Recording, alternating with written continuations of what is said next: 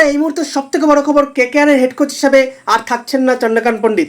বন্ধুরা কিছুক্ষণ আগে কলকাতা নাইট রাইডার্স তাদের সমস্ত সোশ্যাল মিডিয়া প্ল্যাটফর্ম থেকে সেটা জানিয়ে দিয়েছে এবং এই 2022 থেকে 25-এর মধ্যে দীর্ঘ সময় তিনি যে হেড কোচিংয়ের দায়িত্ব ছিলেন সেখানে বহু পজিটিভ দিক আছে এবং বহু কিন্তু নেগেটিভ দিকও আছে। এখানে সবথেকে বড় পজিটিভ দিক হচ্ছে যে তার আমলে 2024 সালে কিন্তু কলকাতা তাদের 3য় নম্বর ট্রফি জয়লাভ করে এবং বহু প্লেয়ারের সঙ্গে তিনি কিন্তু ভালো কাজ করেছেন, সেটা ভেঙ্কটেশ আয়ার হোক, সেটা রিঙ্কু সিং, বৈভব অরোরা, হর্ষিত রানা, অঙ্কিতেশ রঘুবংশী প্রভৃতির সঙ্গে কিন্তু তিনি ভালো কাজ করেছেন বন্ধুরা।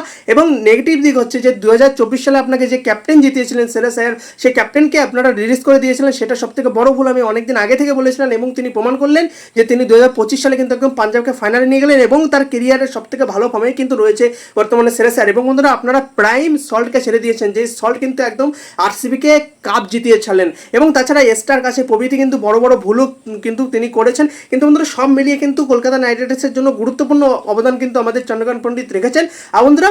এবং বর্তমানে সবথেকে বড় চিন্তার বিষয় যে কলকাতা নাইট রাইডার্সের পরবর্তী হেড কোচ কে হবে, এই নিয়ে তো ভিডিও অবশ্যই আসবে, কিন্তু আপনাদের কি মন্তব্য অবশ্যই কমেন্টে জানাতে ভুলবেন না। ভিডিওটা ভালো লাগলে অবশ্যই লাইক, শেয়ার এবং সাবস্ক্রাইব করতে ভুলবেন না। ধন্যবাদ।